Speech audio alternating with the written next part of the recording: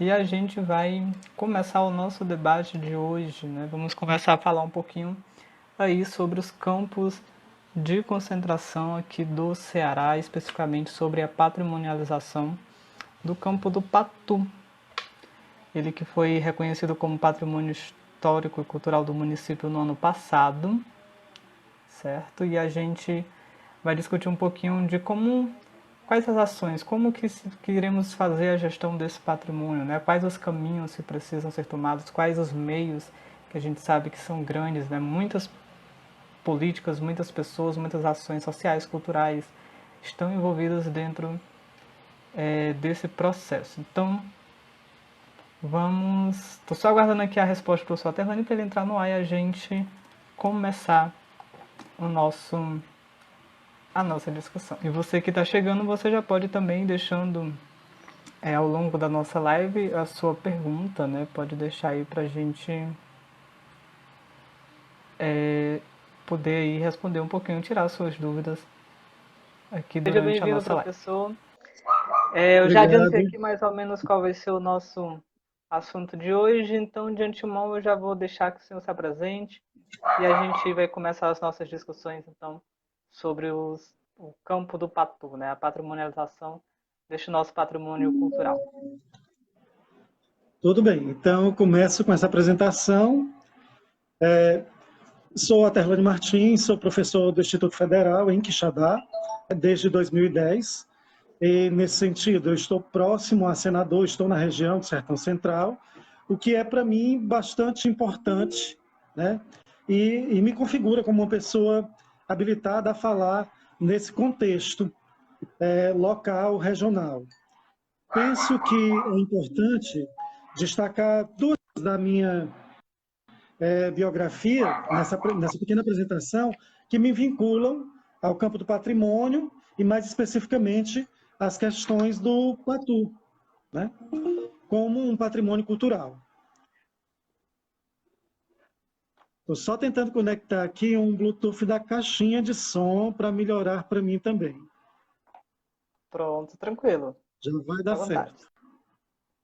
certo. Pronto, vamos lá. Eu devo Vamos falar aqui. então que a minha formação é na área Vamos de lá. História pela UFC. Eu tenho uma licenciatura. Nessa licenciatura, é importante também dizer que a gente não teve grandes estudos sobre a questão do patrimônio. A história ainda era, quando eu fazia a formação de graduação, deficitária nessa área. Nós não tínhamos professores que trabalhassem especificamente com esse campo, já tínhamos professores que trabalhavam com a área cultural, porém, com a área do patrimônio cultural especificamente não. No final do meu curso, o professor Gilberto Ramos Nogueira veio como professor visitante, ele era de São Paulo, e ele veio e ministrou duas disciplinas, né, uma disciplina de Brasil 4, que eu fiz com ele, e foi o meu primeiro contato específico dentro do curso de História com Patrimônio Cultural. Terminado o período dele como professor visitante, ele retornou e depois, em 2007, ele veio como professor efetivo. E aí nós criamos o grupo de estudos e pesquisa em patrimônio e memória. Esse grupo existe até hoje, vem atuando em todo esse período, e é de lá que vem principalmente a minha formação na área de patrimônio. Nesse meio tempo também, eu tive uma experiência de 2005 a 2007 de estar no IFAM. O IFAM é o órgão mais representativo, é o órgão federal que trata sobre as questões de patrimônio desde 1937, quando ele foi criado, que no momento sofre diversos ataques, desde o golpe de 2016, o governo Temer, e efetivamente agora, no desgoverno do Bolsonaro. Nesse momento, nós temos a indicação de uma presidenta que não tem qualquer formação acadêmica, se não uma formação em turismo, que é uma formação válida, mas não para presidir um instituto que tem 83 anos e uma grande tradição na preservação do patrimônio cultural. Não tem nenhuma experiência de gestão pública especificamente, senão os cargos que, no último ano, já dentro desse governo, ela acumulou de forma rápida, né? E de forma rápida não dá para acumular experiência e conhecimento, e já está sendo questionada no Ministério Público. Então, nós estamos num momento de embate. Mas o IFAM me permitiu uma outra experiência. Nesse momento, era 2005 a 2007, nós estávamos no início ainda da patrimonialização dos bens imateriais, o decreto que cria de modo oficial. A proteção a partir do registro é de 2000. A partir de 2002, 2003 é que a gente tem os primeiros bens registrados, patrimonializados. Então era um momento inicial, realmente, nos 5 primeiros anos, a partir dessa oficialização da proteção do patrimônio material. E ali eu pude, nesse momento inicial, partilhar das discussões dentro do órgão, dentro do IPHAN, com vários técnicos que estavam ali há décadas e que também estavam aprendendo a como lidar com esse novo patrimônio, né? Com a dimensão do patrimônio, a dimensão imaterial. Se a gente pensa num patrimônio integral, e eu prefiro pensar assim. Então, ali eu passei 2 anos, era bolsista da Unesco, e eu trabalhei em torno da patrimonialização de bens da região do Cariri. A gente trabalhava com 4 bens específicos, dentro das categorias do imaterial, celebrações, formas de expressão, lugares, etc. Né? Alguns desses processos foram à frente, como a Festa do Pau da Bandeira, de Santo Antônio, que foi registrada efetivamente em 2011, muitos anos depois, num outro processo, que foi aberto de registro, mas tive essa oportunidade. E lá, lembro muito da discussão que eu vou retomar mais à frente, quando a gente vem em outros tópicos dessa discussão aqui, que era sobre a naquele momento, que a instituição tentou abarcar como a temática de...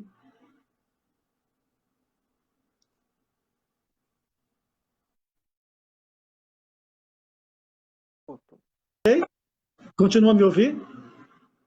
Pronto, agora sim, agora sim. Continua a me ouvir? Ok. Sim, eu Pronto, falava agora da sim. paisagem Ok. cultural, acho que cortou aí. Essa temática da paisagem cultural, que já não é nova, não era nova em 2005, 2007, ela chega para o IPHAN e passa por uma perspectiva de institucionalização. É feita uma chancela em 2009, mas no momento suspensa. E eu acho que essa chancela, esse conceito da paisagem cultural, é importante para quando a gente for discutir especificamente o Patu mais à frente. Fora essas 2 experiências, então eu devo falar, para finalizar essa apresentação, que já vai também contextualizando a temática, sobre o período em que eu fiz o mestrado na UFC, mestrado em História Social, e eu abordei, sim, especificamente o patrimônio cultural dos campos de concentração. Foi um trabalho feito sobre a memória dos campos de concentração, não sobre a história propriamente. Essa história já tinha sido, por outras obras e outros autores, outros historiadores, estudada. Então, eu precisava dar uma abordagem nova, um foco novo, e fui trabalhar com a memória desses campos. Também falo um pouco mais à frente sobre isso. Então, são esses momentos que me ligam e que me colocam aqui, e pelos quais eu aceitei o convite. Também acredito que o Mike tenha feito, junto com o Ismael, o Instituto Trilhas, o convite para estar aqui discutindo. Afora tudo isso, 2011, 2012, eu tenho uma passagem de 1 ano, propriamente de 1 ano, pela cidade de Senador Pompeu, já em atuação. Né? Nesse período, eu atuei como consultor junto à Secretaria de Cultura, se não me engano era Cultura, Turismo, Juventude, Esporte, tudo isso junto, mas eu estava ali na área de patrimônio, sobretudo, e desporto, né? Eu estava ali nessa área mais do patrimônio, pensando, tentando dar soluções para a questão da patrimonialização, que já era uma demanda antiga da população. Não era uma demanda nova da gestão de então, de 2011, 2012. Né? Então, passei 1 ano ali trabalhando, também vou falar um pouco mais sobre isso à frente. Então, são esses momentos que me fazem estar aqui conversando com vocês. É isso, Mike, de apresentação. Muito bem.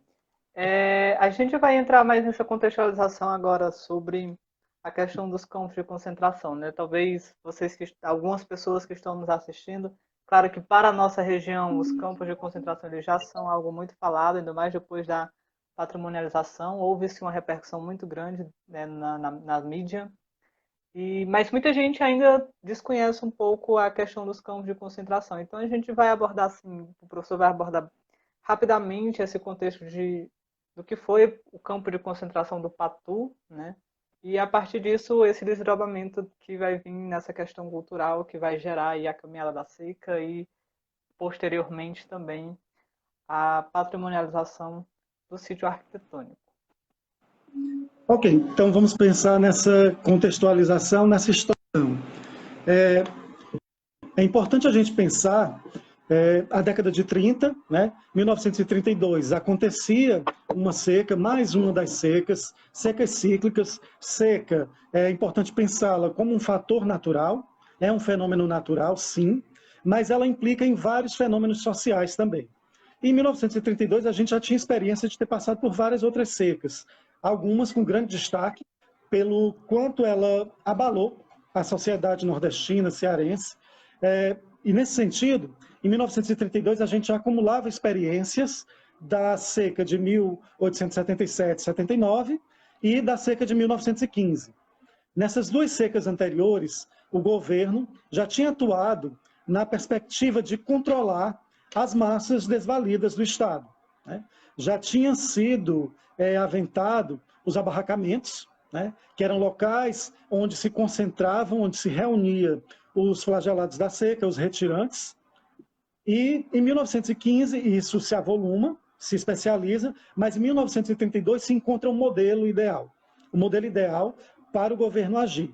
É importante, então, já nesse momento, que a gente entenda que os campos de concentração, eles foram uma política pública de Estado, uma política de contenção dessas pessoas no campo, uma política de isolamento dessas pessoas. A professora Kênia Rios, no seu livro Isolamento e Poder, que é de 2000, trata muito bem sobre essa questão. Né? Ela historiciza muito mais do que no meu trabalho, era o trabalho a que ela se propunha, e discute essas questões de relações de poder nos campos de concentração. Né? Sobretudo a mão pesada do Estado junto a essas populações cearenses. Então, o Estado, em 1932, vai criar 7 campos de concentração no Estado. São campos de concentração estratégicos. Se a gente está falando de política pública sempre tem um planejamento. Né? O governo não agiu de forma imediatista, né? Como eu digo, já há uma experiência acumulada de 1879 até a seca de 1915. Então, o governo planejou e, em 7 pontos estratégicos do Estado, ele cria esses campos de concentração. Só para citar, para que a gente deixe claro, caso alguém não saiba, no Crato foi criado o campo do Buriti, que foi o campo que concentrou o maior número de pessoas, foram mais de 70 mil pessoas. Também um campo de concentração em Quixeramobim, né, que tinha o nome de Quixeramobim. O campo de concentração do município de São Mateus, que hoje é chamado de Cariús, se chamava o campo de Cariús. O campo do Ipu, da cidade de Ipu. E em Fortaleza, o campo do Urubu e o campo do Otávio Bonfim.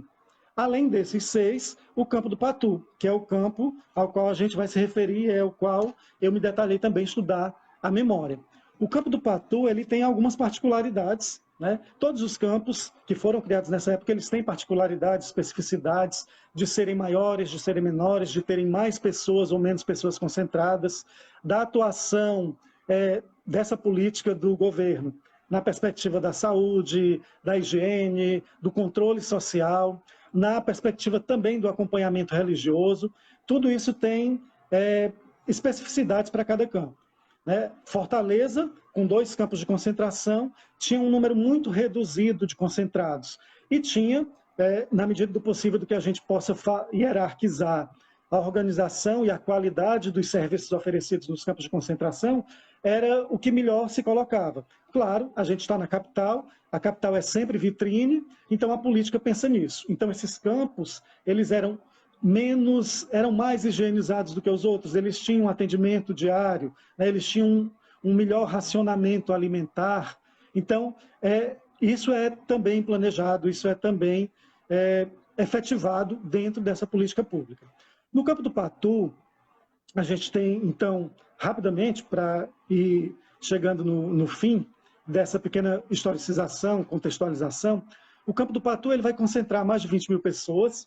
A gente tem o auge ali depois do mês de abril, maio, sobretudo agosto. E em agosto a gente tem um problema sério dentro do campo, que é a epidemia de varíola, que vai matar muita gente. E daí vem uma especificidade do campo, fora tudo aquilo que já era comum aos outros campos de concentração, que é uma sequência de mortes, e nessa sequência de mortes, um enterramento comum, né, dentro de uma situação de muito sofrimento, e esse fenômeno, essa situação, vai gerar o que a gente tem hoje como as santas almas da barragem. Essas pessoas vão ser popularmente santificadas, eram parentes, eram conhecidos, eram amigos, eram vizinhos, eram pessoas que tinham se tornado próximas naquela configuração do campo de concentração e que ali vão morrer e se avolumar nessa morte, que vão perder sua identidade. A gente não tem registro hoje de quem eram cada uma dessas pessoas, a gente não sabe de onde vieram, a gente não sabe o nome delas, a gente não sabe quantos homens, quantas mulheres, quantas crianças, quantos adultos e quantos idosos morreram ali. Pelos sobreviventes, a gente tem uma ou outra indicação, porque eram parentes, era a mãe, era o pai, era o irmão, era o filho. Então a gente recupera algumas memórias a partir da narrativa dos sobreviventes, mas a gente não dá conta desse geral. Então a gente cria, a partir desse momento, um ente coletivo ali, que hoje a gente tem como as santas almas da barragem. É importante dizer que essa devoção popular que se cria ali entre 1932 e 1936 nesse campo de concentração é específico desse fenômeno. Nenhum dos outros 6 campos de concentração tem essa experiência, né, dessa morte comum, desse enterramento comum e dessa santificação popular. No Ceará, a santificação popular, essa experiência ela é muitíssimo comum. A gente tem vários outros santos populares não canonizados, mas de perfeita devoção, da devoção popular dentro de um catolicismo popular, ou que transcende até o que a gente compreende como um catolicismo popular. A outra especificidade do campo de concentração do Patu, para a gente fechar esse momento, é o remanescente histórico material desse campus. Nós temos 12 edificações hoje, que são as que fazem parte do complexo que foi tombado no ano passado, e esse complexo ele é comum apenas ao campo de concentração do Patu, né? E é conhecido e reconhecido desde o momento específico do campo. É importante que a gente também relate que essas construções, elas surgem num outro contexto, elas surgem ainda no início da década de 20, ali 19, 22, né? E isso é um parâmetro importante, é uma expressão importante, 19, 22, porque vai entrar no contexto da patrimonialização, que a gente vai falar um pouco mais à frente, mas nesse período, essas edificações vão ser construídas ou vão ter o início de sua construção. Algumas delas, para quem conhece, hoje estão em ruínas, algumas estão arruinadas, mas com algum estado de conservação ainda possível de uso, e outras não foram totalmente, de fato, concluídas, mas fizeram parte do campo de concentração. Essa materialidade, ela também é muito importante dentro da história dos campos de concentração e especificamente do campo do Patu. Essa materialidade, ela contribui muito para a memória dos campos de concentração e desse campo especificamente. Então, era frisar essas questões, a seca, era frisar a atuação do Estado, né, dentro dessa política pública, que a gente não pode esquecer que é isso, era frisar o acontecimento das mortes e da santificação popular desses mortos, e frisar a materialidade histórica que a gente tem a partir dessas edificações. Acho que são pontos importantes dessa história para a gente ir seguindo na perspectiva do patrimônio. Aí o Mike pode me dizer como seguir, ou se já quiser também discutir alguma coisa. Eu estou vendo que as pessoas estão escrevendo, mas não estou conseguindo acompanhar essa discussão. Pronto. Eu estou acompanhando aqui os comentários, né? De acordo com quando for chegando as perguntas, a gente vai lançando aqui também. Inclusive, você que nos assiste pode deixar a sua dúvida aí, o seu questionamento para a gente aqui. Até esse movimento ele vai seguir o movimento devocional, né, da comunidade, ele vai seguir de uma forma muito cautelosa, né, muito distante ainda da oficialização da igreja. Por muitos anos, na verdade são aí praticamente 50 anos, esse período que a gente pode dizer quase que um período de esquecimento, né? Onde pouco se falava em relações oficiais sobre os acontecimentos, mas que na devoção popular isso era alimentado dentro do cotidiano, né? Até que Albino Donati chega e começa aí os primeiros movimentos para a construção do que nós conhecemos hoje como a caminhada da seca. E aí muitas questões Isso. aparecem no entorno dessa caminhada, porque ela é uma devoção popular, mas a igreja oficializa ela como um símbolo religioso, mas ela também tem um viés social. Não sei até que ponto, isso eu também tenho investigado muito agora para a dissertação, a influência que a própria teologia da libertação tem dentro desse movimento, porque a gente está falando da década de 80, então a década de 80 é onde a gente tem esse crescimento bastante relativo da teologia da libertação, principalmente nas comunidades eclesiais de base, né, as formações das comunidades eclesiais de base. E a história de Padre Albino Donati é todo voltado, desde que ele chega ao Brasil, é toda voltada para essas lutas com essas comunidades. Né? No tempo que ele passou no Rio Grande do Norte, até o tempo que ele veio para cá, ele sempre atuou junto às comunidades eclesiais de base na luta pelos direitos humanos, direito à vida, vida digna, na escala do semiárido, né, nesse tempo que passou no sertão. E o Centro de Defesa dos Direitos Humanos foi uma das obras mais concretas que a gente pode citar, que existe, né, até hoje, apesar de muita coisa ter mudado nas suas ações durante todo esse tempo. Mas eu acho que a gente poderia tentar, eu queria levantar para ti justamente essas questões, né? Como tu acha que essa questão social da caminhada da seca, ela pode em algum momento ter se sobreposto sobre a questão religiosa, ou se realmente essa mesclagem que a teologia da libertação traz para as comunidades de base, do trabalho, da luta, lutar pelos direitos, pela vida digna, simplesmente fez com que tudo se tornasse uma coisa só e para as pessoas isso entrou dentro do imaginário. Né? Não faz sentido ter a caminhada da seca se não for como, primeiro, uma reivindicação da memória das mortes das almas dos campos, das vítimas do campo de concentração, e também um símbolo de luta para que a história não se repita, mas para que hoje, ainda assim, a gente consiga ter uma vida digna dentro do semiárido, cuidando principalmente dos mais pobres. Eu acho que é por aí o Ok. caminho. Tudo bem, então vamos lá. Num primeiro momento, você já fez algumas colocações que eu tenho pleno acordo. Primeiro surge a devoção às Santas Almas da Barragem, né?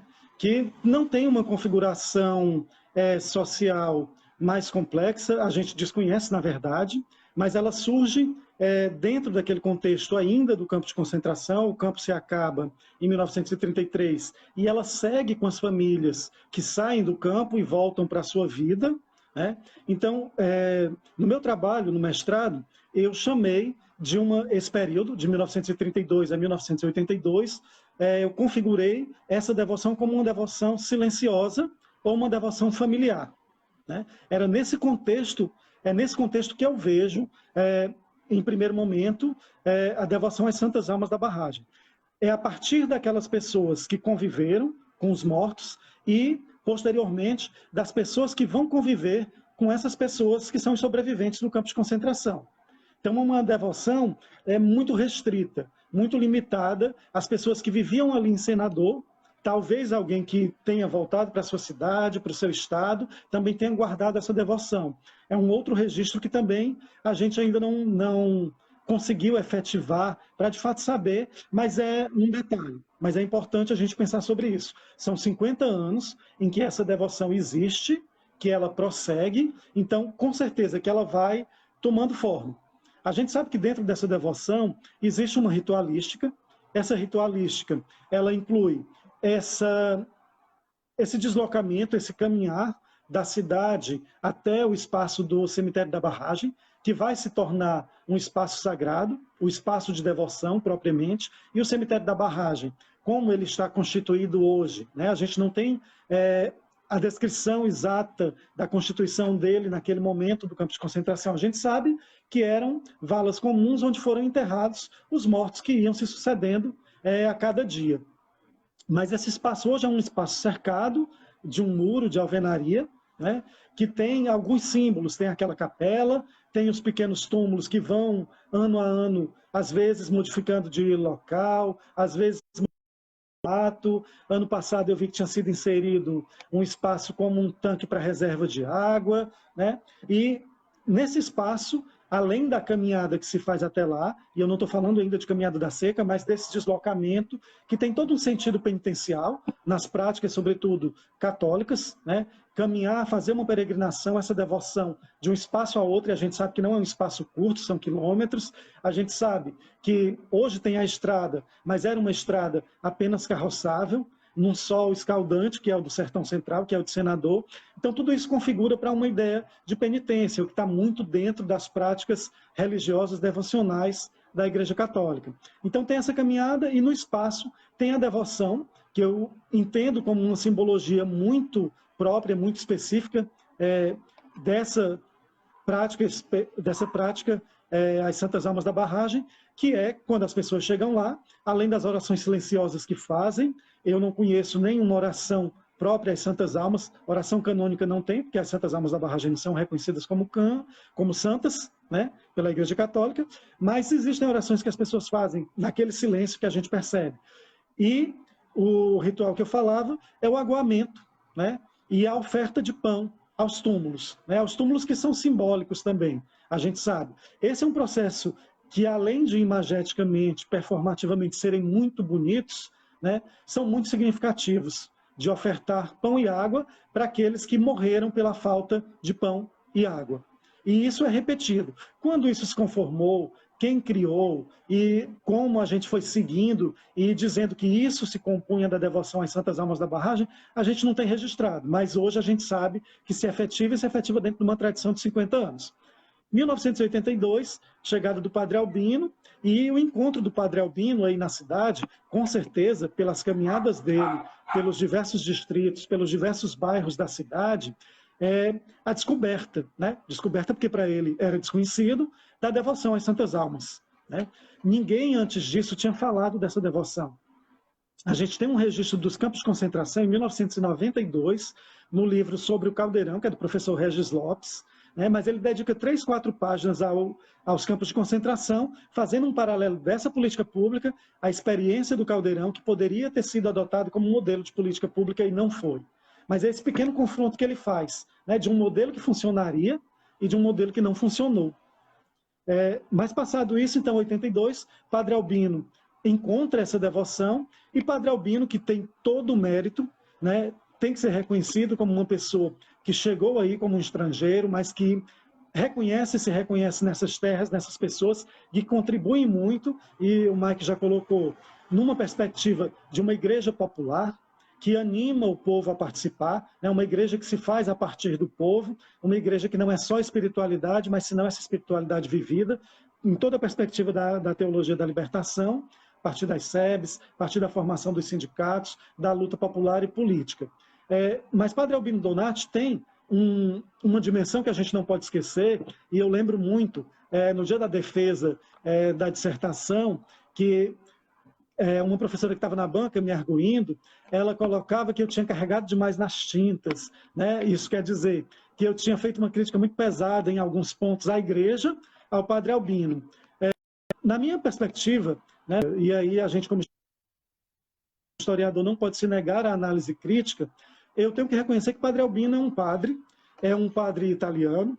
Isso traz algumas configurações, mesmo com uma experiência vasta no Brasil, uma experiência nos sertões, né? E a experiência que ele teve aí, ele não deixa de ser um padre, um membro da igreja, embora no baixo clero da hierarquia católica, ele é um padre. E aí entendo que, por isso, ele aproxima a devoção que ele encontra, uma devoção popular, de catolicismo popular, ou seja, fora da ortodoxia católica, fora da regra católica, dentro dos parâmetros católicos. Então ele oficializa essa devoção na caminhada da seca. E aí eu tenho alguns questionamentos também em relação a isso. A caminhada da seca, desde 82, pelo que me consta, e também a partir dos anos, né, já no século XXI, quando eu começo a acompanhar, ela se configura numa procissão, numa peregrinação, comandada ritualisticamente pela igreja, comandada pelos símbolos da igreja, os símbolos ritualísticos, né? O crucifixo vai à frente, o padre vai à frente, as orações são as orações canônicas, os cantos são os cantos canônicos, né? E aí eu sei que ao longo dessa trajetória que foi traçada pelo Padre Albino desde 82 e seguida por muitos párocos posteriormente, ela vai tomando feições e feições diferentes. É muito forte nos anos 80, 90, a atuação da comunidade. Eu lembro, registrei muito isso na fala do Valdeci, que é uma pessoa que guarda essa memória muito efetivamente, mas também outras pessoas remetem. A gente tem as fotografias de vários momentos, ou as fotografias do padre João Paulo Giovanazzi, que registram um período da caminhada da seca, né, um período já posterior àquele seu momento inicial de criação, onde a arte vai ser muito presente, onde o teatro vai estar ali com encenação a partir de textos escritos que vão estar lá no Migalhas do Sertão, né, e que vão ser reproduzidos ao longo de algumas edições da Caminhada da Seca e que vão dando uma configuração, mas uma configuração mais diferenciada. E a gente tem, posteriormente, a perspectiva da luta política social adentrando a Caminhada da Seca, né? O CDDH ele tem uma importância muito grande. Acredito que hoje a manutenção da Caminhada da Seca e o aspecto político, que é de extrema importância, onde hoje se sobressai o convívio com o semiárido, né, que é a perspectiva mais contemporânea de a gente estudar essa relação da vida nesse espaço do sertão, da vida nos momentos de seca que houveram e vão continuar havendo, né, numa perspectiva social, política, acadêmica. Então, para mim, são muito significativas as fotografias que mostram as várias faixas que, ano a ano, estão ali presentes. A gente vê, por um lado, os estandartes religiosos de cada comunidade, de cada distrito, de cada bairro que vai lá e integra a procissão da Caminhada da Seca, né, o marco religioso ali presente, mas a gente vê também as faixas, e as faixas têm reivindicações políticas, né? Eu não estou com nenhuma dessas fotos agora, mas os dizeres são bem fortes, né? Sempre nessa perspectiva da luta pela convivência com o semiárido. Tem uma fotografia que eu acho muito bonita e muito significativa, que é de um senhor, acredito que um promesseiro, um devoto das Santas Almas, carregando uma cisterna na cabeça, né? E essa cisterna... Não te escuto. Interessante, é muito revelador. Voltou? Pronto, agora voltou. Agora sim. Pronto, falava da fotografia com o devoto, o promesseiro, com aquela caixa d'água na cabeça, né? Então é pensar que religião e política elas não se separam. Que nesse aspecto social, de construção social, que é a Caminhada da Seca, né, essa eu chamo de apropriação, essa apropriação da Igreja Católica e essa oficialização, uma coisa importante perceber. A percepção do Padre Albino, a apropriação que ele faz a partir da Igreja, da devoção das Santas Almas da Barragem, e a transformação, a criação da Caminhada da Seca, não deixa de lado aquela devoção inicial que já existia. Várias vezes em 2011, quando eu fui em dias comuns, não no segundo domingo de novembro, quando se faz a Caminhada da Seca, quando eu fui ao campo, ao espaço do campo de concentração, especificamente ao cemitério da Barragem, eu encontrei pessoas, às vezes famílias, às vezes uma pessoa individualmente, indo ao cemitério da Barragem praticar a sua devoção. Então, essa devoção ela existe em paralelo à Caminhada da Seca. A Caminhada da Seca ela é uma calendarização, ela é uma oficialização por parte da Igreja, né? Então, é o braço da Igreja atuando ali. Como a Igreja que se constitui nos anos 80, 90 em Senador, e eu acredito que hoje também ela se mantém de algum modo, ela é uma igreja popular, o Mike já disse isso e eu volto a frisar, sim, é uma igreja que está ligada à teologia da libertação, então tem as questões sociais muito fortemente presentes ali na sua prática, elas mantêm e elas fazem essa misturada que hoje é a Caminhada da Seca. Queria apontar só uma última questão, que é pensar sobre a Caminhada da Seca vista a partir da gestão pública, né? A partir do Estado, a partir da gestão municipal. Quando eu estive aí na experiência de 2011, 2012, que eu estava diretamente ligado à prefeitura, já se tinha uma leitura da Caminhada da Seca como um potencial turístico, né? Como um produto de turismo religioso. Hoje o turismo, que é muito forte para a gente desde o final do século XIX, quando ele começa a se organizar, no século XX, e o Ceará é um estado que vive do turismo, embora muito mais do turismo de praia e sol, do que de um turismo do sertão, né? Mas tem um turismo religioso também forte. E aí, para além dos devotos, que são descendentes dessa devoção direta, né, dos sobreviventes das Santas Almas da Barragem, que fazem a sua devoção pessoal e também incluem essa devoção oficial no dia da Caminhada da Seca, no segundo domingo de novembro, a gente tem os outros que estão ali presentes e que são pessoas que não são da cidade, que vêm de outras cidades, que vêm de outros estados, que vêm para pesquisar, que vêm para estudar, que vêm para formar matéria para a imprensa nacional e internacional, né? E que formam os tantos mil, né? Eu já vi registros de jornal de 5.000 pessoas na Caminhada da Seca. Essas 5.000 pessoas, elas são grupos diferenciados, né? Que têm propósitos, objetivos diferentes dentro dessa caminhada. E o Estado, que é esse último momento que eu estou querendo frisar, o Estado, falando da Prefeitura, do governo municipal, ele sempre viu, estou analisando ali de 2011 e do momento contemporâneo, essas ações como ações dentro do campo de uma política pública de turismo, né? De turismo religioso. E há uma diferenciação muito grande nessa perspectiva, na perspectiva de quem faz a organização da própria caminhada e de quem participa, dos vários grupos diferentes que participam ali, desde o devoto aos estudiosos, a quem é da imprensa, né? E etc. Acho que são essas dimensões que a gente deve levantar em torno da devoção às Santas Almas da Barragem, que eu entendo como um bem patrimonial de dimensão imaterial, que merece o seu reconhecimento, assim como a materialidade do campo de concentração, as edificações teve o seu reconhecimento inicial no tombamento, a devoção ela merece um registro. E junto a ao registro da devoção, claro, vai estar ali a Caminhada da Seca, que é um elemento componente dessa devoção. Isso é bom que fique muito claro. Caminhada da Seca não reflete em totalidade a devoção às Santas Almas da Barragem. Ela é uma dimensão, ela é uma parte dessa devoção. Afinal, a devoção ela vem desde 1932 e permanece hoje, e a caminhada vem desde 1982. Então, ela se agrega nesse momento. Ela é um reflexo da sociedade, né, de Senador, movida pelo padre Albino, a partir da realidade de 1982, e como a gente viu rapidamente, ela tem vários momentos e várias transformações também dentro dessa sua já significativa história de mais de 3 décadas. É isso, Mike, sobre a caminhada, sobre a devoção. Pronto.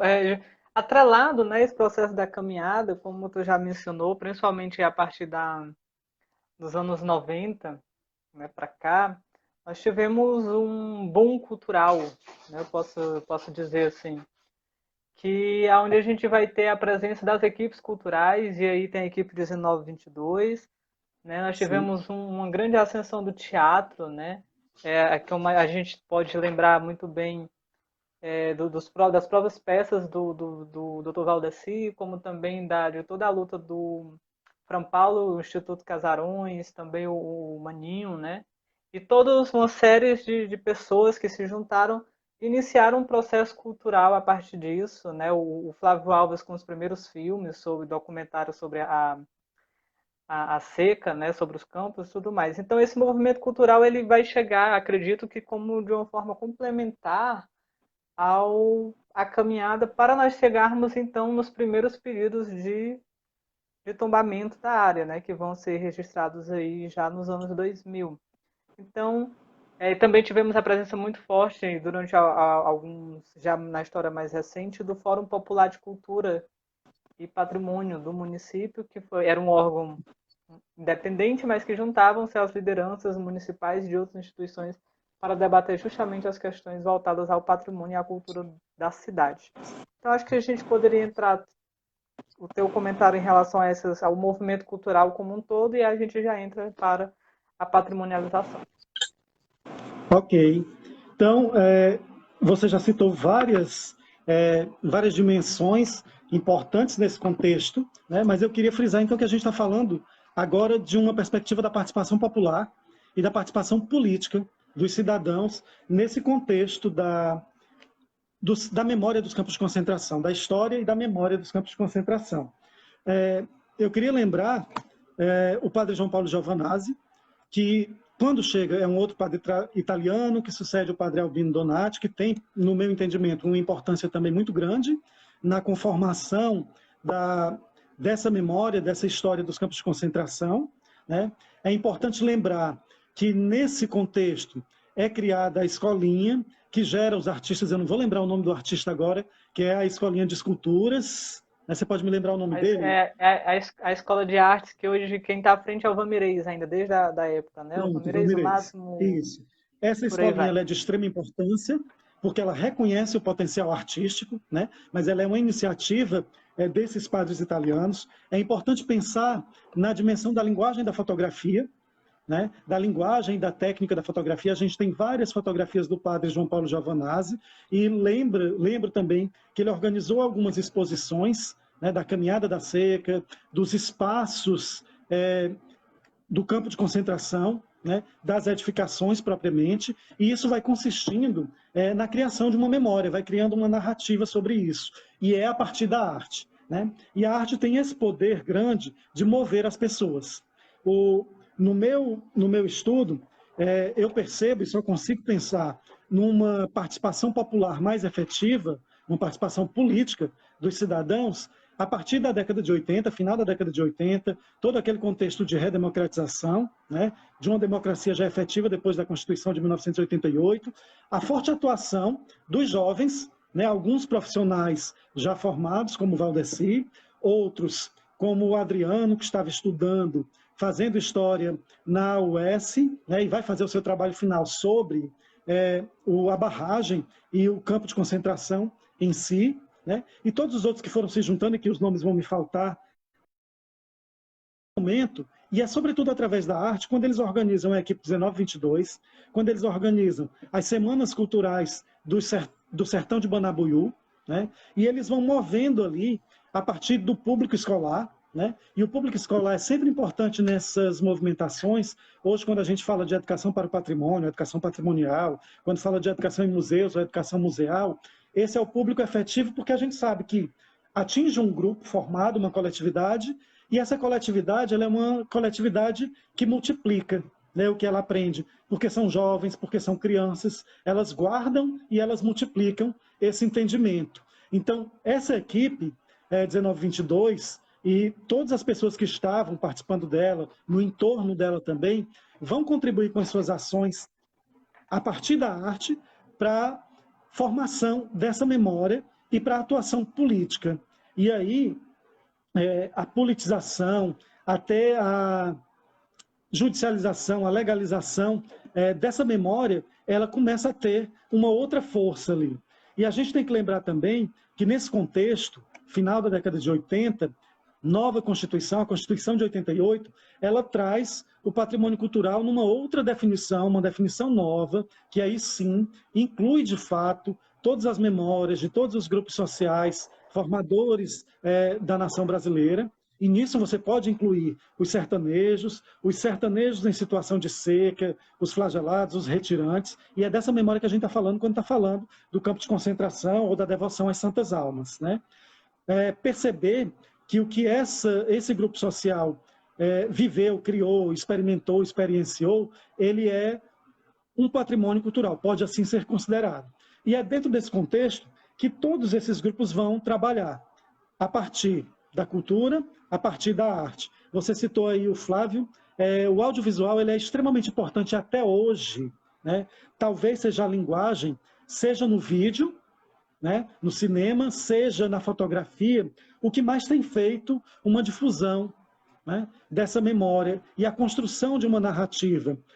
Os textos imagéticos, né, os textos audiovisuais, eles circulam, principalmente hoje, a gente está aqui numa rede social, usando o audiovisual para isso, eles circulam de uma forma que pode chegar a mais pessoas, que pode difundir mais um conhecimento. Então, tem esse grande valor, esse momento ali. E acredito que ele seja também contribuinte para a participação popular, para a participação social nesse contexto, né? Então, é pensar que é a partir da arte, é a partir da atuação desses grupos, e a arte é política nesse sentido, né? É a partir desse contexto dessa ação que a gente vai ter os primeiros movimentos de patrimonialização, ou de questionamento sobre esse patrimônio.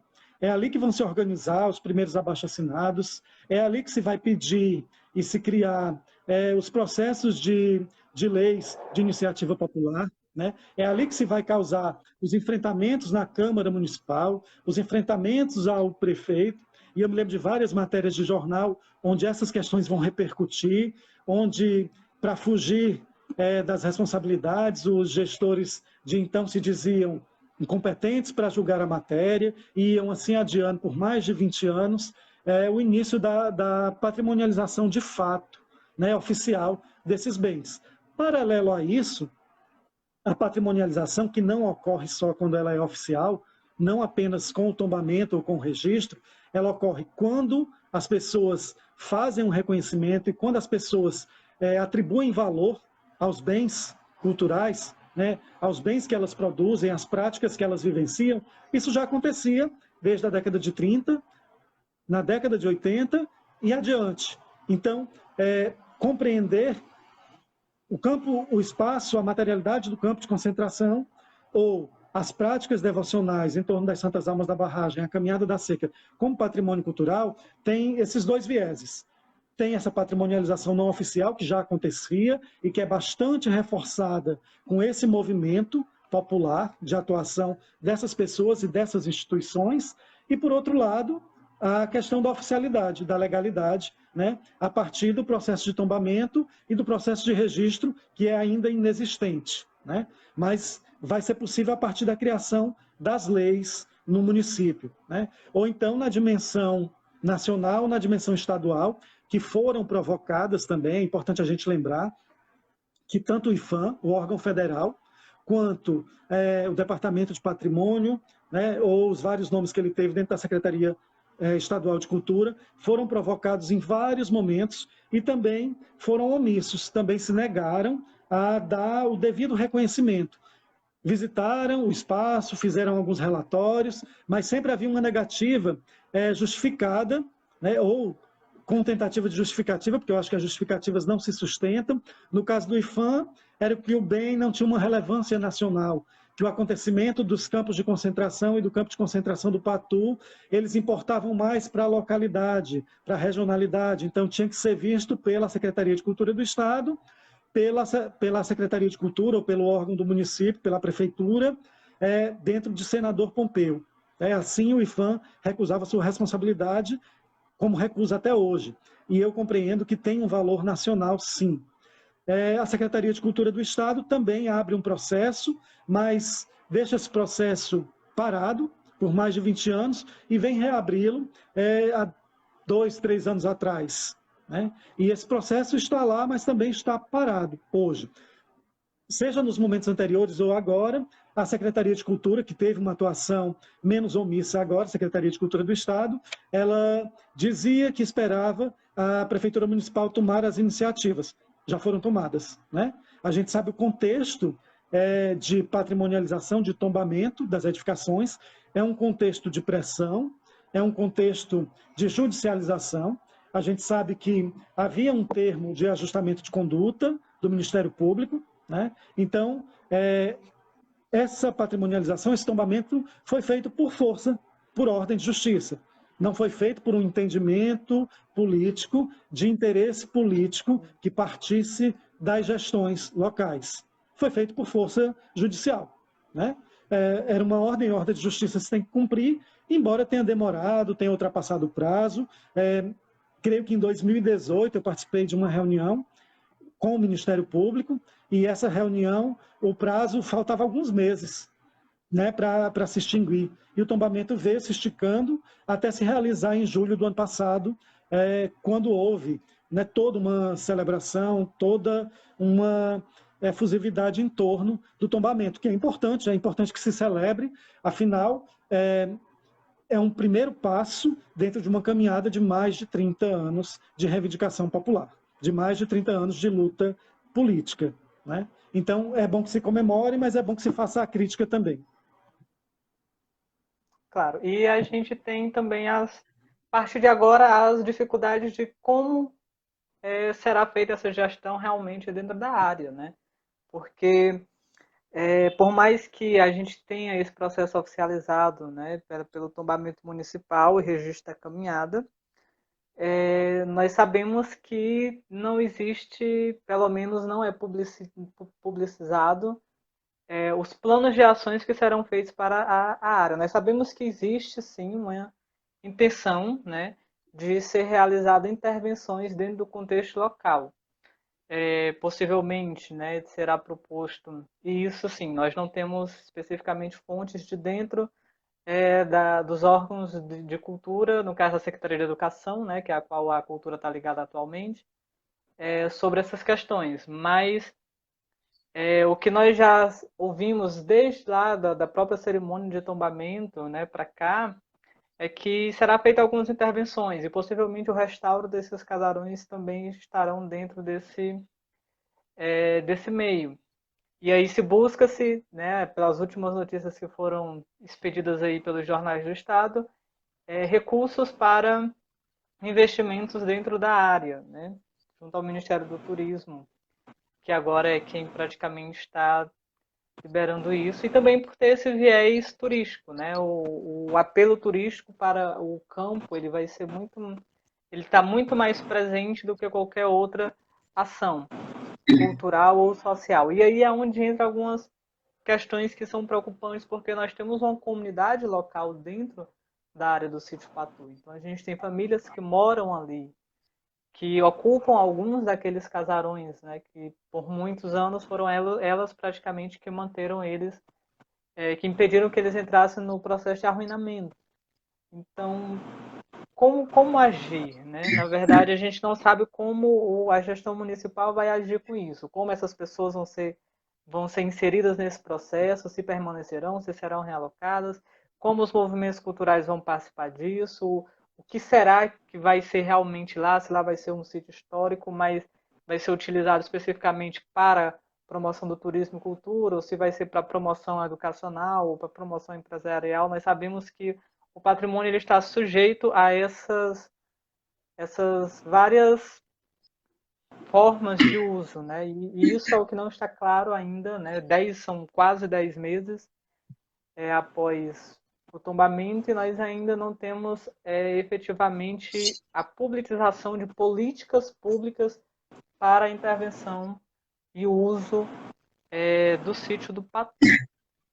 E aí o caminho que nós deveremos seguir, que talvez não será o seguido, mas que na sua concepção, Terlane, qual seria mesmo a ideia para uma gestão dentro de um sítio histórico como o Patu?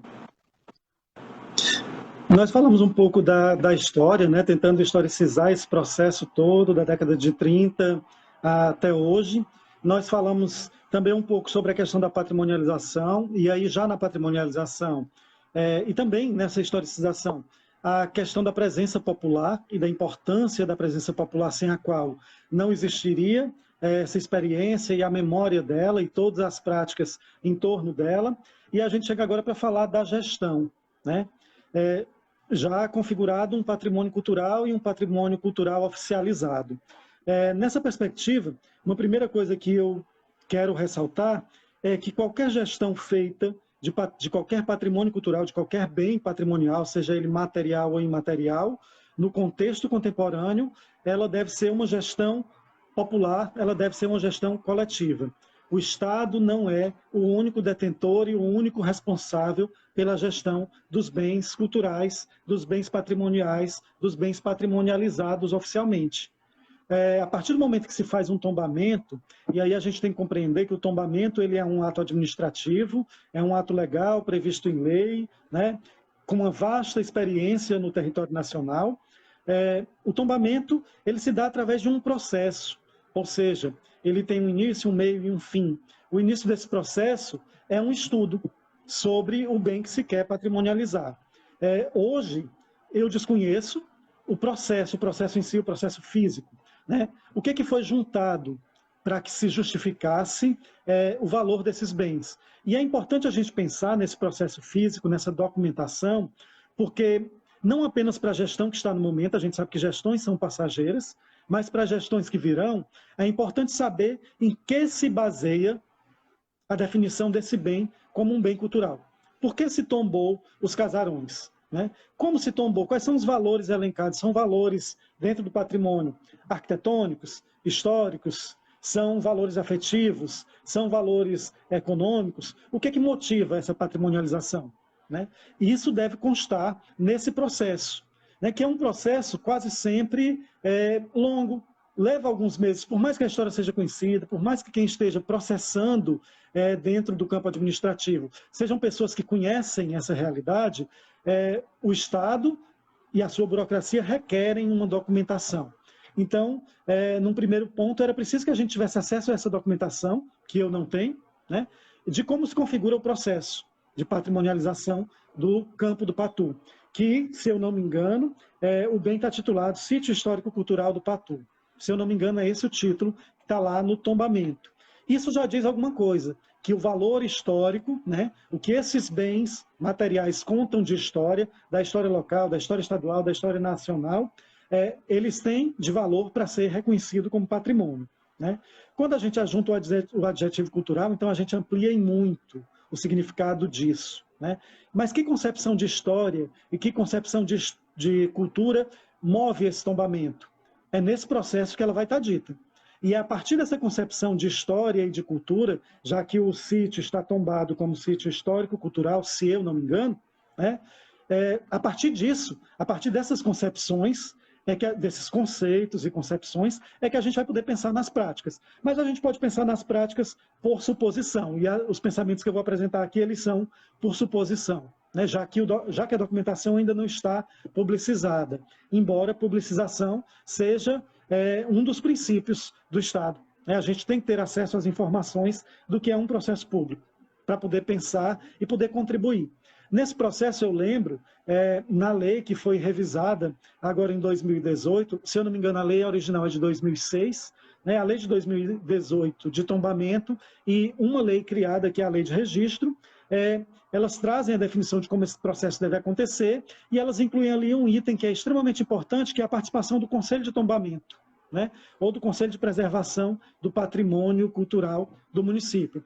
Esse conselho ele é feito por membros do Estado, ou seja, pessoas indicadas da Prefeitura, e por membros da sociedade civil, indicadas pela sociedade civil. São vários assentos que estão ali presentes. Eu fiz parte, mais figurativamente do que de forma atuante, em 2018, desse conselho, né, quando ele foi restabelecido a partir dessa nova lei. Mas não acompanhei o processo propriamente. Não sei como está o funcionamento do conselho, mas sei que o funcionamento do conselho é indispensável para que se processe o tombamento. Então, o conselho deveria estar atuante nesse momento em que o tombamento se deu. Né? O conselho é um parecerista do conselho, é quem valida, é quem dá o parecer desse tombamento para sua efetivação. Tombamento feito, então a gente tem que ver esse processo e pensar quais são as recomendações que o processo determina.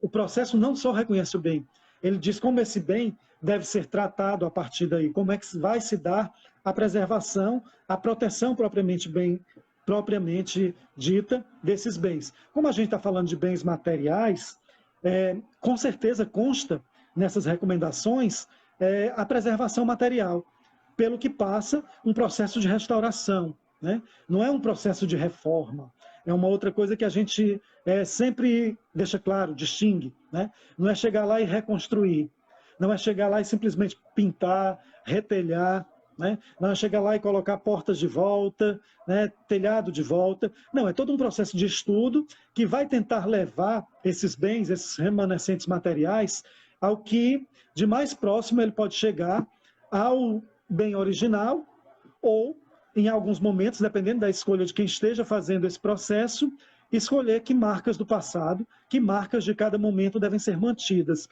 E aí você falava dos usos, e são muitos os usos que esses casarões têm, desde serem espaços de suporte e de administração para a construção da barragem, década de 20, depois ser o espaço de administração do campo de concentração, ou ser, posteriormente, espaço de moradia para algumas pessoas, espaço de uso cultural também, porque a equipe 1922 e vários outros coletivos já utilizaram esses espaços, essas edificações, para práticas culturais, né?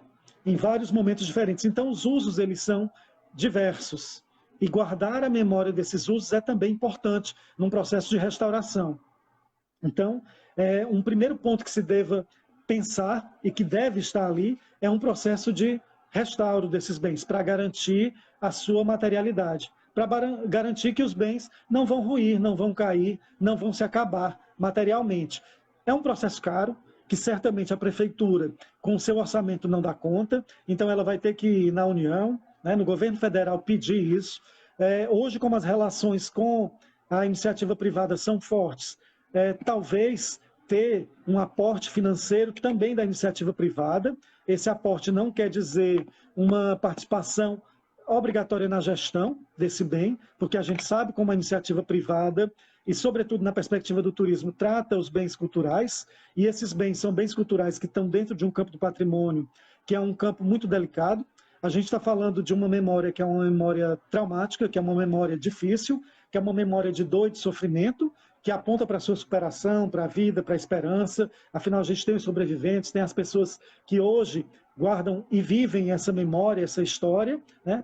Mas não pode ser, num momento ou outro, ser tomado como um objeto, né? Como uma mercadoria, como um produto cultural, apenas, né?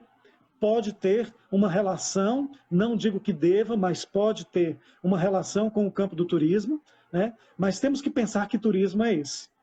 Um turismo cultural, mas de fato um turismo que venda, com muitas aspas, porque o turismo trabalha com isso, com produtos turísticos, com a venda disto, mas que venda da forma mais respeitosa ao que esses que podem ser considerados produtos, mas são bem culturais, têm de importância, né? E de significado. Por isso é importante saber os valores atribuídos a esse bem no processo de tombamento, para que a gente os reguarde e os replique quando da ação posterior da gestão desses bens. Então é importante pensar nisso. Penso que restauração é um ponto, mas aí que uso social a gente vai dar para esses bens? Não tem sentido nenhum. Desde a década de 80, no Brasil, na experiência federal, a gente tem entendido que não tem sentido nenhum tombar qualquer bem que seja e deixá-lo ali fechado, parado. É preciso dar uso social. É preciso dar uso, primeiro, da comunidade que está ali. Essa comunidade é a guardiã constitucional, é a compreensão que nós temos academicamente e também legalmente, é a primeira guardiã desses bens, então é a comunidade local que tem que guardar no sentido de preservar, de participar da vida desses bens, de dar vida a esses bens. Então é a comunidade que vive lá no Patu, que deve estar inserida, é a comunidade do senador Pompeu, do centro, dos outros distritos, são as comunidades, os grupos culturais, artísticos, os grupos políticos que participam dessa vida ao longo desses últimos 30 anos, a partir da caminhada da seca, né? São os devotos das santas almas, né? Que são herdeiros da tradição religiosa dos descendentes, dos sobreviventes do campo de concentração. Quem são esses grupos que devem participar? Entendo eu que todos, cada um ao seu modo. São os gestores públicos? Sim, são gestores públicos, mas esses são os que mais vão se alterar ao longo do tempo. As gestões são de 4 anos, às vezes menos, às vezes se replicam em mais 4 anos, mas elas não são permanentes, né? A política pública de Estado ela é permanente e ela deve ter um parâmetro para seguir, para que cada gestão não faça o que quer, né? E, sobretudo, na cultura política que a gente tem, desfaça o que o anterior fez para dar a sua cara, para dar a cara da sua gestão. Aí a gente não tem uma continuidade, aí a gente não tem uma política, né, de Estado, a gente tem uma política de gestão, o que é muito ruim para o patrimônio, porque o patrimônio ele é permanente, né, sobretudo esse patrimônio imaterial que está aí. Mas creio eu que o patrimônio imaterial que ainda não está reconhecido, a devoção, a caminhada, elas não têm nenhuma perspectiva de fim. Então, elas também seguem uma continuidade. Então, a participação social, ela é extremamente importante. Ela se faz por aquele conselho que eu já mencionei, que está lá na lei de tombamento, que é o Conselho de Preservação do Patrimônio, o Conselho de Tombamento, como ele de fato esteja nominado, que tem uma participação representativa da sociedade, mas também a gente vive numa democracia que, a cada momento, ela deve ser menos representativa e mais diretamente participativa. Então, qualquer cidadão deve poder interferir nesses bens e na sua gestão, né? Então, é pensar que uso vai ser dado a esses bens.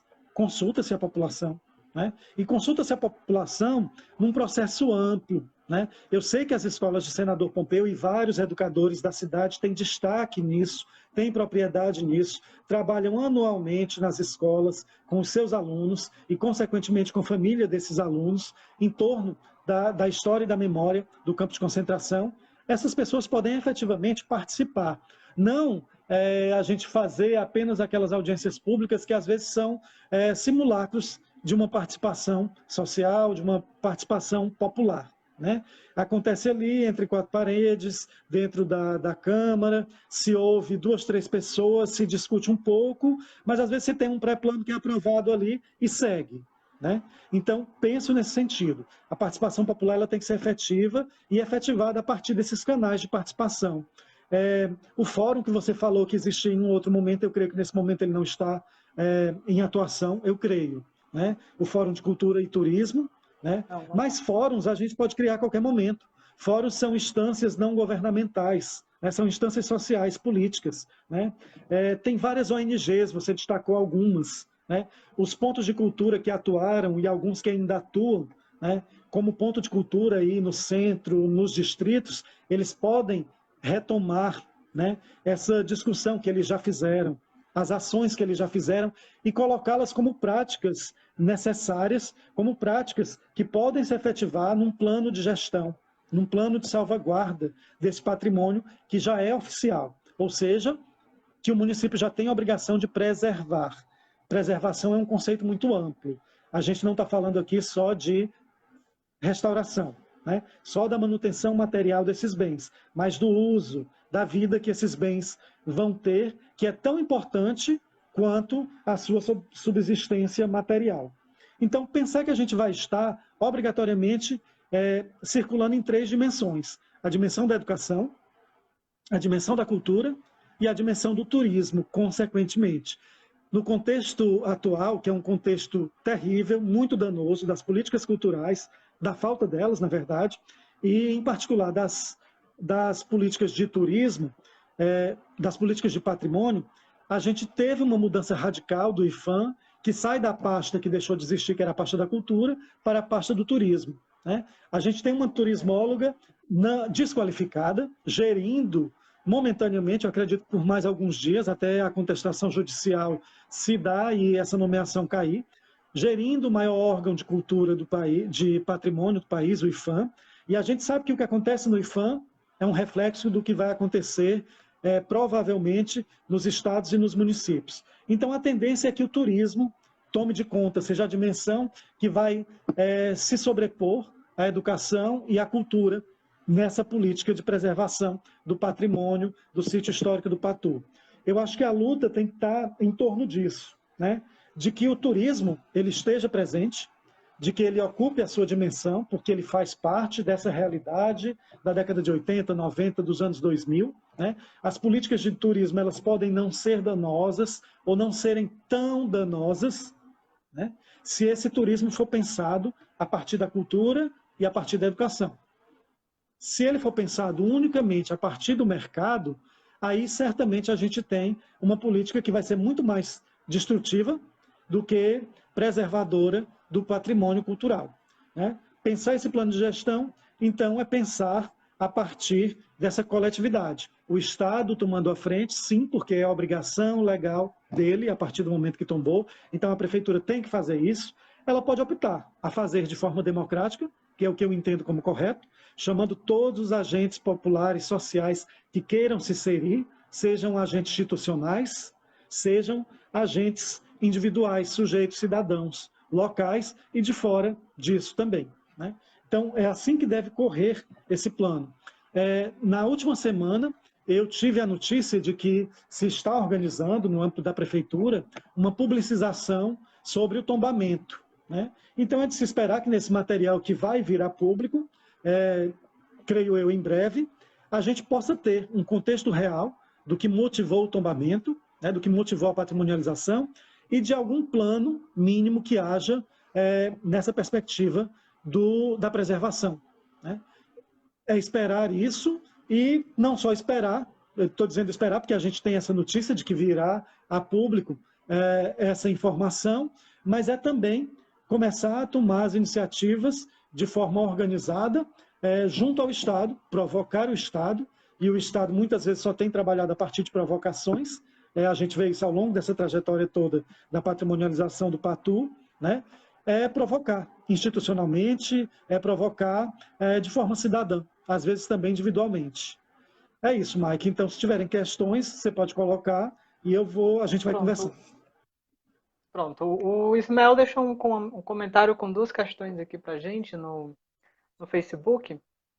Okay. E eu vou ler aqui para ti, para tu poder a gente entrar dentro dessa discussão dessas perguntas.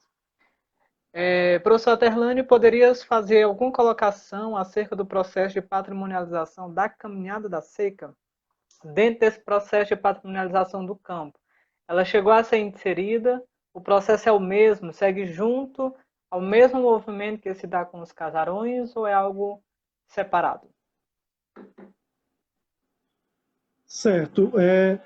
Eu vou só retomar aquela minha ideia. O que a gente tem que patrimonializar enquanto bem de natureza imaterial é a devoção às santas almas da barragem. A caminhada da seca, ela se insere nessa devoção, porque a gente tem as práticas, que são aquelas práticas individuais, pessoais, familiares, coletivas, mas que não passam pela oficialidade da caminhada da seca, e a gente tem a caminhada da seca em si, que é uma oficialização a partir da Igreja Católica, né? Que congrega muito mais gente, que cria uma ritualística oficial, etc. Então, esse bem é um bem acessório dentro do bem maior, que é a devoção às santas almas da barragem. É esse bem que eu entendo como um bem patrimonializável a partir do registro. O registro é o que nós temos como instrumento de preservação paralelo ao tombamento. Para os bens materiais, a gente usa o tombamento, que foi criado lá em 1937, a partir do Decreto 25, né, que é o reconhecimento oficial legal, depois de todo um processo, eu falava desse processo, né, e a gente tem a oficialização, o reconhecimento, e a partir daí a obrigação do Estado de proteger esses bens. Está lá feito o tombamento do sítio histórico dos remanescentes materiais. Do bem imaterial, da devoção, da caminhada, a gente precisa iniciar o processo de registro. Não há um processo de registro em curso que me conste, né? O processo de registro ele tem que ser feito, provocado por um ente coletivo, uma instituição. No tombamento, qualquer cidadão pode fazer o pedido, mas no registro não. Seguindo os preceitos do IFAM, e a lei municipal também preconiza isso, porque não vai ferir a lei federal, uma instituição pode pedir o registro, né, desse bem, devoção das santas almas da barragem, caminhada da seca. Feito esse pedido, se começa um processo, também um processo administrativo. Esse processo administrativo, ele tem todas as suas etapas a serem cumpridas, uma documentação, um processo de estudo, uma relatoria, uma discussão, uma votação e uma efetiva declaração de patrimonialização, ou seja, esse bem passa a ficar registrado como um patrimônio municipal, estadual ou federal, no caso aí seria municipal, e ele passa a ter também a proteção do município. Inclui-se nesse processo anterior a criação de um plano de salvaguarda, ou a previsão desse plano de salvaguarda, que pode ser efetivado, né, mais discutido depois do registro de fato, da oficialização desse bem. Então a gente processa o registro, e a gente processa dentro desse registro o plano de salvaguarda. Nesse plano de salvaguarda, a gente pensa o que vai fazer com ele, né? Como é que a gente vai preservar? Quais são as ações? É um paralelo às mesmas ações que a gente pensa e que eu falei hipoteticamente, né? Vagamente, sobre os casarões. Um restauro, um uso social, a participação popular, quais atividades, quais dimensões. Então, a partir do registro, a partir desse plano de salvaguarda, a gente vai trabalhar como na dimensão educativa, como na educação cultural, como na dimensão turística, né? Eu lembro que quando a gente pensava sobre a dimensão turística, a gente percebia que o senador Pompeu não tinha estrutura para receber todo mundo, estrutura adequada para receber todo mundo que vem, que é de fora e vem para a Caminhada da Seca. Quem tinha parentes e amigos ia para as casas, se hospedava, comia ali. Mas quem era de fora, né, que não tinha. Então, se pensava muito numa estruturação, já que a gente está falando de turismo, de uma cadeia turística, de oferta turística, restaurantes para servir as pessoas. A gente pensava em meios de hospedagem para que as pessoas pudessem chegar num dia, permanecer e no outro participar da caminhada, já que ela acontece desde a madrugada e não dá para você chegar de transporte público, pelo menos, na madrugada e participar. Então, tem muita estruturação a ser feita em torno desse bem.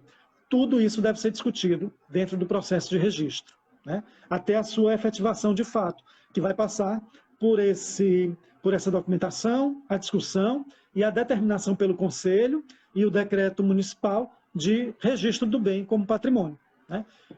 Esses dois processos de tombamento e de registro, no meu entendimento, deveriam andar em comum, em paralelo, já que hoje a gente concebe a ideia, hoje não de hoje, né, mas a gente concebe a ideia de um patrimônio integral, né?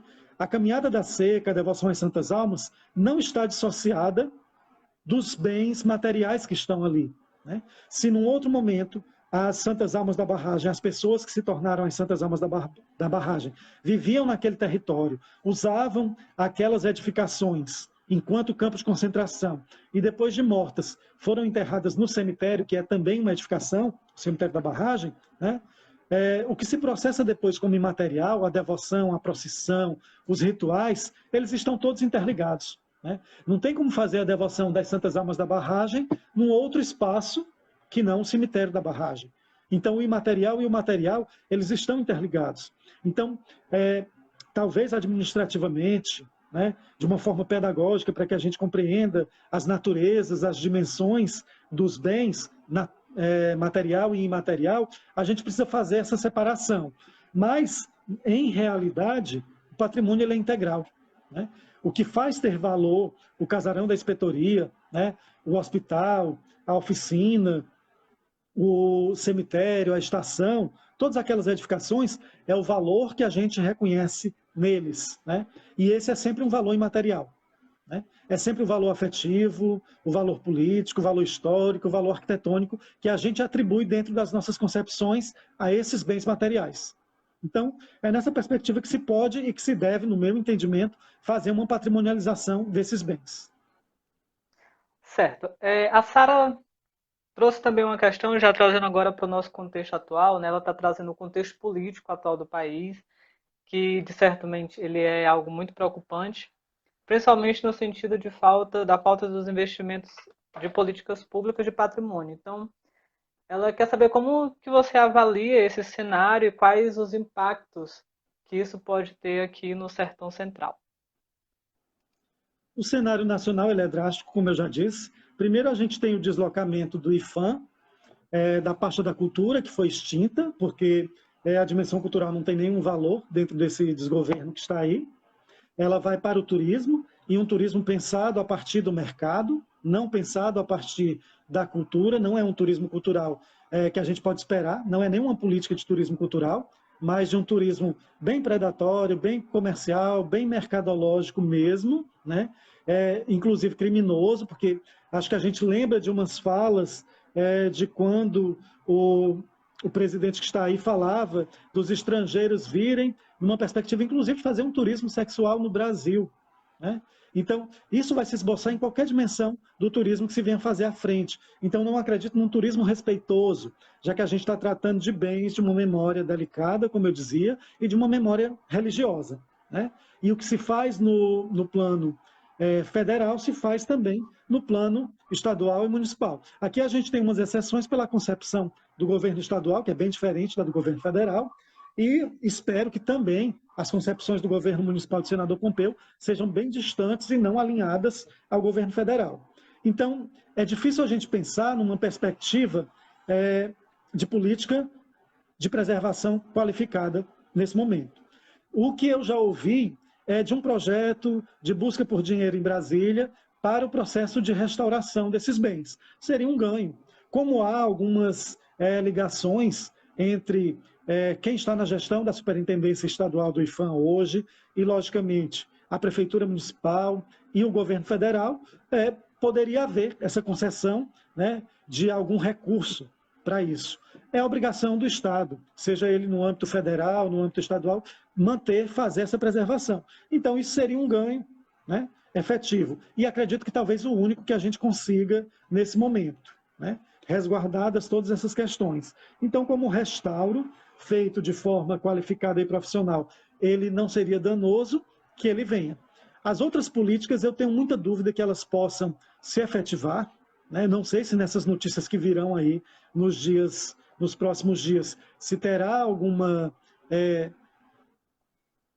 algum grupo de atividades, alguma política já pensada, né? E se houver, é bom que ela esteja aberta à discussão, né? A discussão popular e a participação popular, mas é isso. Então eu penso que nesse campo, talvez a gente ganhe, se houver essa possibilidade desse projeto que parece, já foi apresentado em Brasília, ser contemplado com recursos e, de fato, se efetivar uma restauração, porque a gente vai precisar de recursos federais ou extrafederais para fazer isso, e que a gente possa, a partir daí, pensar o processo de ocupação de uso dos bens do Patu.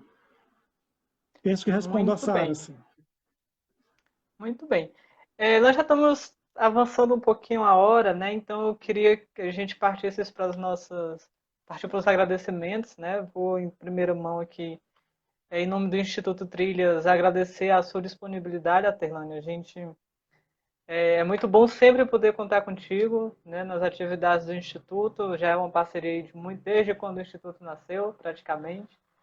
E o nosso muito obrigado pela sua presença, estar conosco aqui, participando, discutindo um pouquinho, né, sobre essa questão da patrimonialização do sítio do Patu. Antes de eu passar a Eu palavra também, para ti, para sim.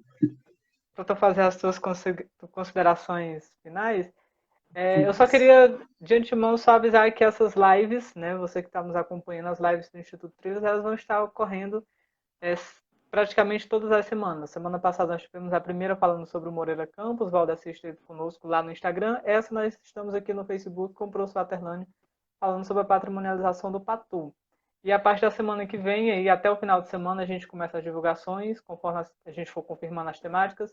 Mas nós vamos estar sempre trazendo esses debates agora do senador Pompeu, né, trazer a nossa cidade, o que está acontecendo na nossa cidade, para o debate aqui no Instituto Trilhas. Então, agradeço a presença de cada um que ficou aqui até agora e também o professor Aterlane que esteve conosco, e passo para ele a palavra para ele fazer suas considerações finais. Pronto, então eu quero, antes de tecnologias que não funcionaram no início, né? A gente tinha plano de usar outra plataforma, tentamos por mais de meia hora e não funcionou nos diversos equipamentos, então deu um atraso, mas que bom que algumas pessoas puderam permanecer, tinham esse tempo livre para participar, né? Seja assistindo, seja interagindo, né? Então, é uma desculpa pela tecnologia que não se desculpa com a gente, mas a gente se desculpa pelo atraso acontecido, e agradecer ao Instituto, né, a você, ao Ismael, por primeiro convite, né? E para mim é sempre importante participar dessas discussões. É um tema que para mim vem recorrente desde 2011, como eu dizia, mas que se torna muito mais forte depois de 2015. E é um tema que eu abraço como um tema também pessoal, né? Já que eu criei essa relação e eu tento ser um profissional que atua na sua pessoalidade, embora a academia de vez em quando fala da neutralidade que a gente tem que ter, mas que não existe, né? Fala do distanciamento que a gente tem que ter, mas que não existe. Então eu me vejo como um agente acadêmico, mas um agente acadêmico que pratica também. Então o campo do patrimônio é o campo que eu escolhi para atuar profissionalmente, pessoalmente, né? E é sempre bom estar nessas discussões, porque a gente pensa e repensa, né, sobre as nossas práticas, sobre os nossos entendimentos. Eu acho que todos nós ganhamos. Então, espero que para quem estava participando, ouvindo, tenha tido uma validade, né, para as nossas reflexões e as nossas práticas futuras. E, mais uma vez, agradecer. É isso, Mike. Obrigado. Muito bem. A nossa live vai ficar disponível aqui, tá certo, pessoal? No nosso Facebook, aqui no Instituto Trilhas, vai para o YouTube também no decorrer dessa semana. E nós reforçamos, né, esse pedido que a Organização Mundial da Saúde tem feito para a gente, que a gente permaneça em casa, né? Vamos seguir as orientações dos profissionais de saúde. Esse é o momento, né, nessa luta contra essa pandemia, da gente nos resguardar um pouquinho, mas, claro, continuando sempre na luta, mesmo que de forma virtual, por enquanto, diante das atrocidades que esse desgoverno tem trazido para a gente. Se você for sair de casa, saia de máscara, se proteja, ajude a proteger o próximo também. Bom, Terlane, muito obrigado. Obrigado, pessoal, que ficou até Obrigado. aqui. A gente se vê na próxima live. Tchau, tchau. Até lá.